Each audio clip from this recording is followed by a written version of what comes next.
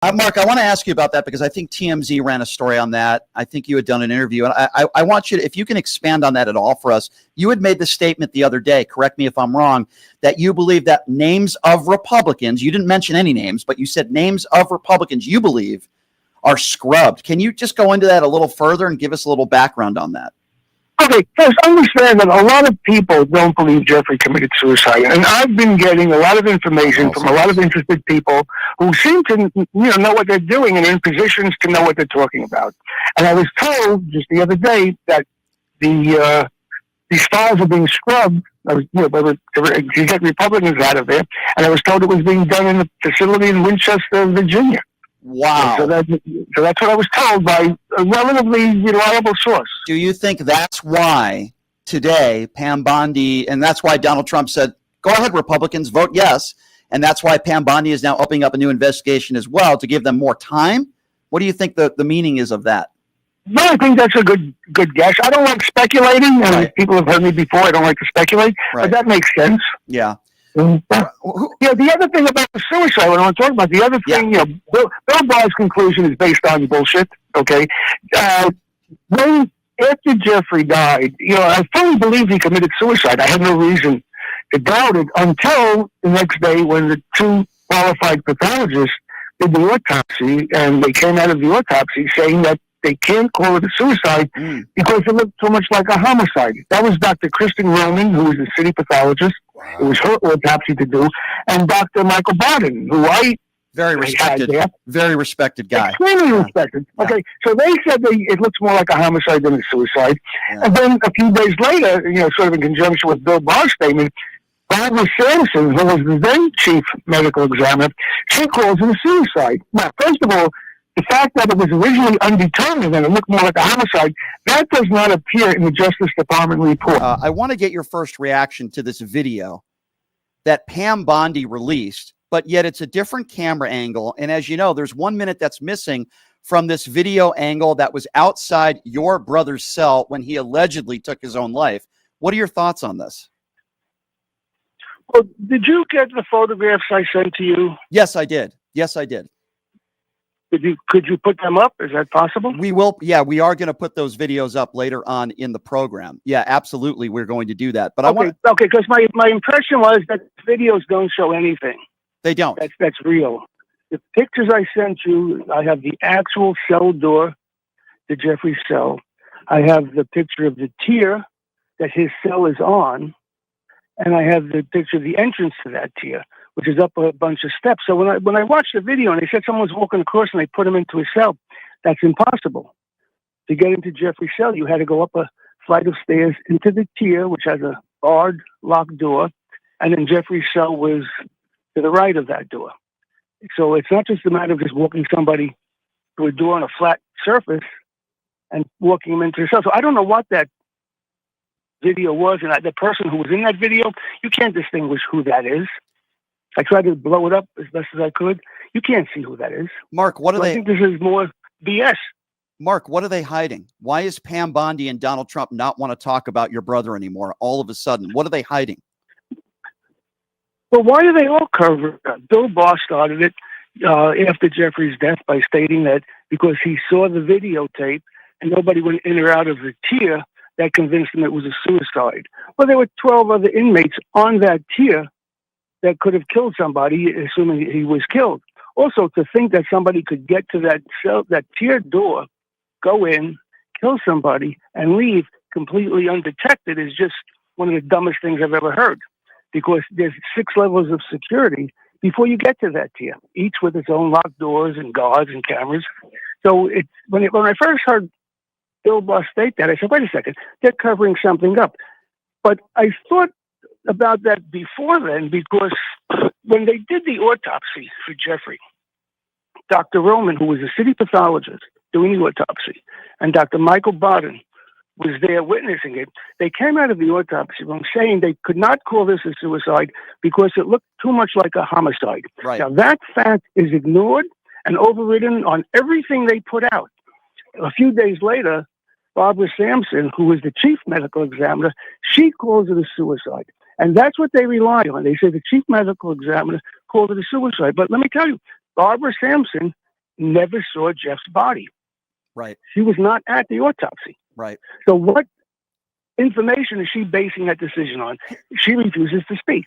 Here's what I don't understand, Mark. You have Pam Bondi, who's talking a lot about Epstein when she first got this job. You have Dan Bongino and Kash Patel, who are talking about your brother constantly 24/7, it seemed like, for years, including the MAGA base. And now, all of a sudden, Donald Trump is annoyed when he's asked even a question about your brother. Pam Bondi lying, not releasing any of the files or any information.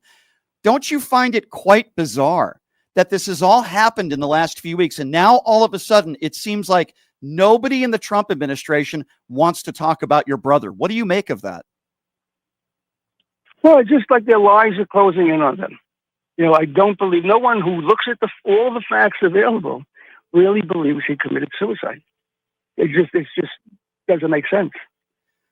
People look at little bits and they question it and they say maybe it's a suicide. But when people who have looked at a lot of the information, I can't say all because there's a lot of stuff, but people have looked at a vast majority of it. No one thinks he committed suicide. It doesn't make sense. He had a hearing coming up in a few days to appeal his bail decision. Now, I knew Jeffrey as well as anybody. If he had a chance of getting bail, he would kill himself.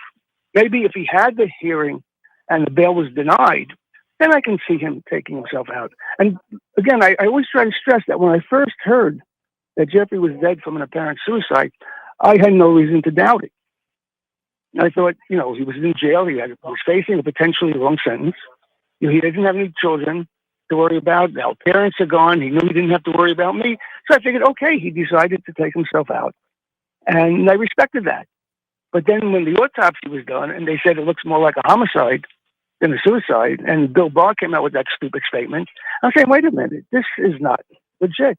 And then we would find out cameras weren't working, the guards weren't doing their job, and all these other things. And then I found out about the bail hearing coming up. I knew he had the bail thing coming up. I didn't know when, but it was relatively new. And it just doesn't make sense.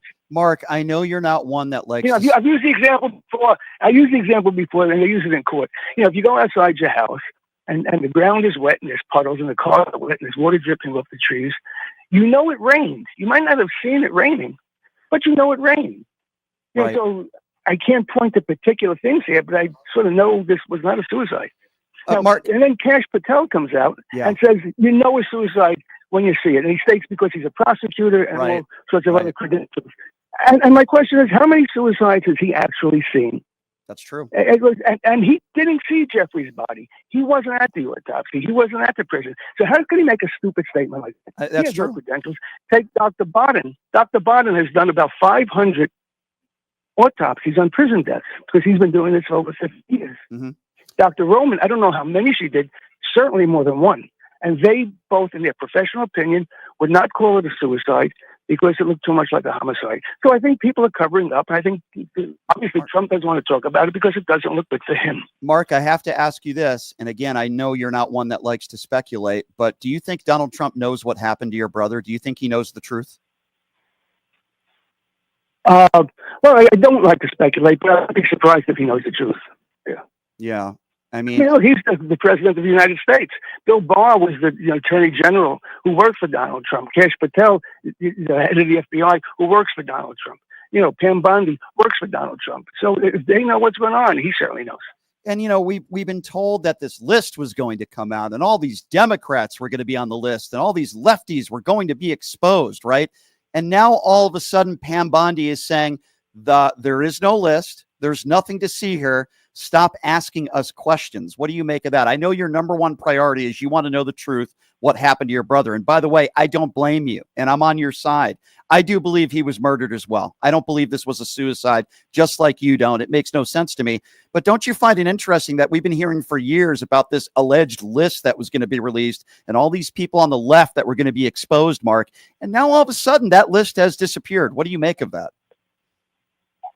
Well, first of all, Jeffrey knew people on both sides of the aisle. He was a very friendly guy, and he knew lots of people. I never really thought there was any kind of list. I don't know what kind of list they were talking about.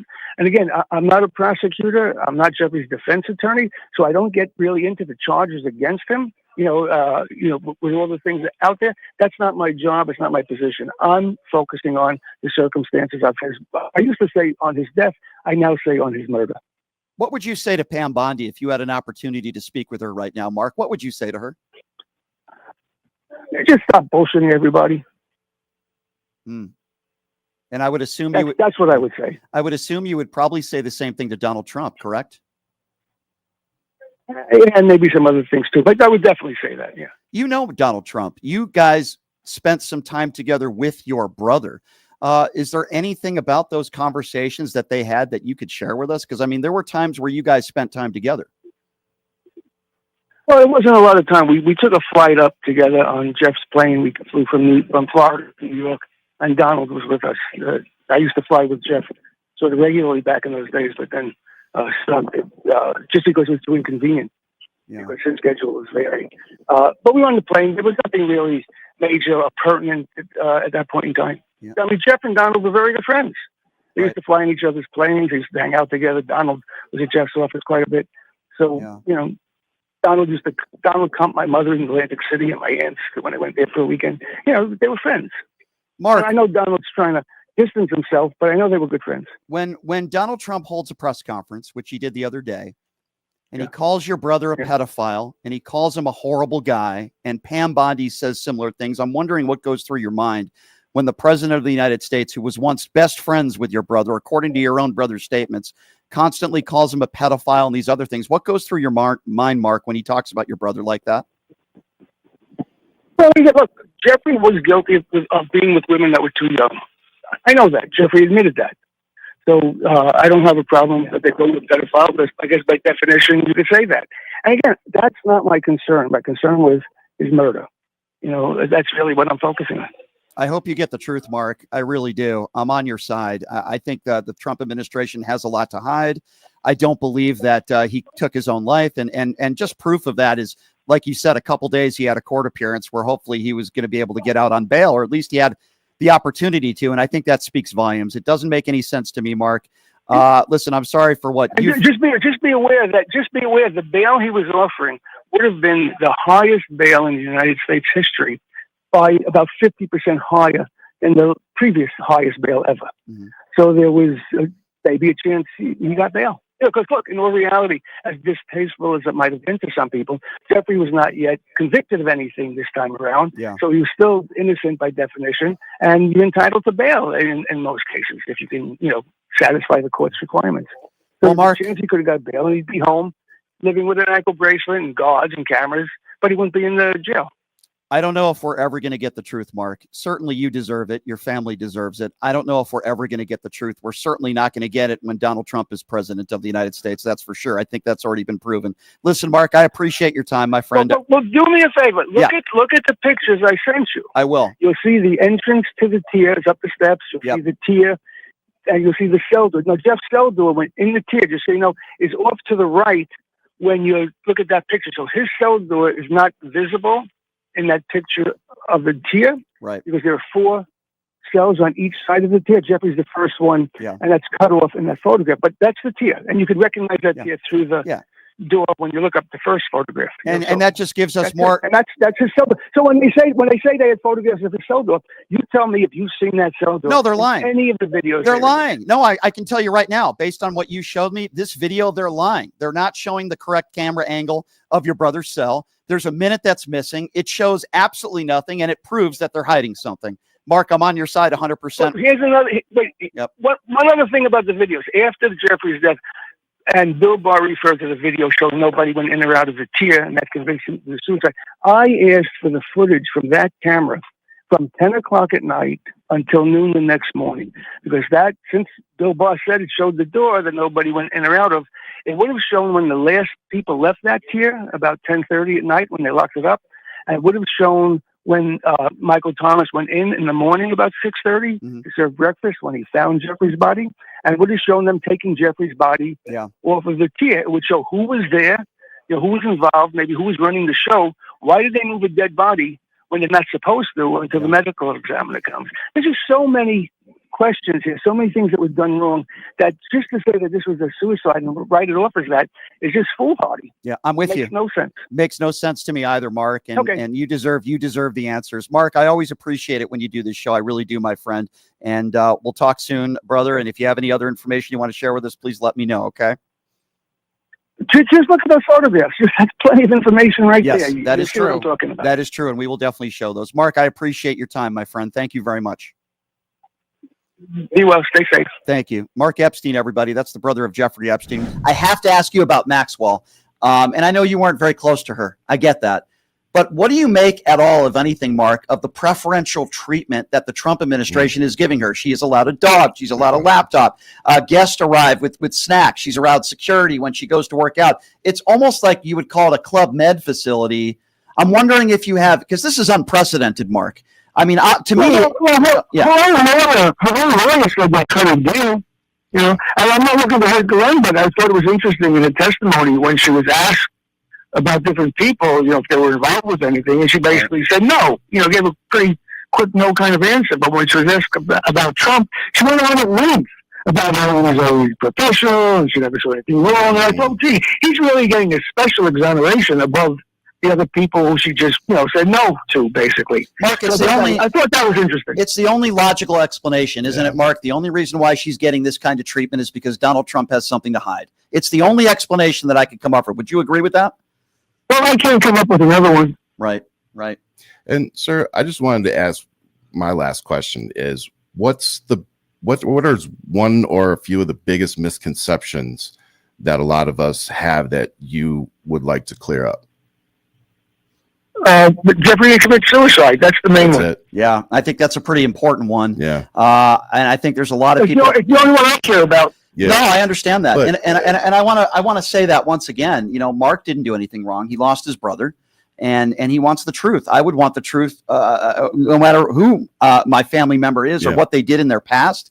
And it sounds to me that there is no doubt in my mind, and Mark, I think you would agree that, no, your brother did not take his own life, that he was murdered, and that there's 3 minutes of that videotape that's missing. And this is a huge cover-up from start to finish. Well, I actually think Bill Barr really needs to be questioned properly. Because even in his congressional testimony, when he was questioned about Dr. Biden's participation in the autopsy and Dr. Biden's comments, he said Dr. Biden came in after the fact. Yeah. That's nonsense. Biden was there for the entire autopsy with Dr. Kristen Roman. Dr. Sampson came in after the fact with his suicide conclusion based on nothing. If your brother never met Donald J. Trump, do you believe he would still be alive today? Probably. Wow. I mean, that's saying something. And I wish that wasn't the case. Regardless of where your brother would be right now, maybe behind bars, he certainly just didn't deserve this to happen. And you deserve the truth. Your family deserves the truth. There's no doubt about that. Before I let you go, Mark, I mean, how many requests have you got over the course of just the last year, and particularly over the course of the last few weeks? I would imagine everybody wants to speak to you. And, there's a reason why, right? You don't want to be on camera. I don't blame you for that. There's a lot of crazy people out there. You saw what happened to Charlie Kirk. But how crazy has this just been for you personally? You have a private life. How crazy has this been for you? Yeah, the last few days, last weekend to tonight, it's been pretty crazy. Over the last 6 years, I've made a lot of contacts with journalists, all over the planet. And the last few days alone, I have people in Australia, Great Britain, France, Italy, obviously the United States, calling me. I mean, it's been literally dozens of people. I mean, let me be clear. If people out there want justice for victims, which I want that, but I also want your family to get to the truth of what happened to your brother. I always have been on your side on that, regardless of the things that your brother did. No one deserves closure. No one is above the law. Your family deserves closure. I hope you get the truth, Mark. I hope we all get the truth, and I hope you get the truth. And I really, truly appreciate you taking the time once again to come on. If there's anything else we can do for you, let us know. And hang in there, my friend. And I appreciate your candor. I really do, Mark. Thank you. Thanks, sir. Thank you. Appreciate that. Take care. That's Mark Epstein, everybody.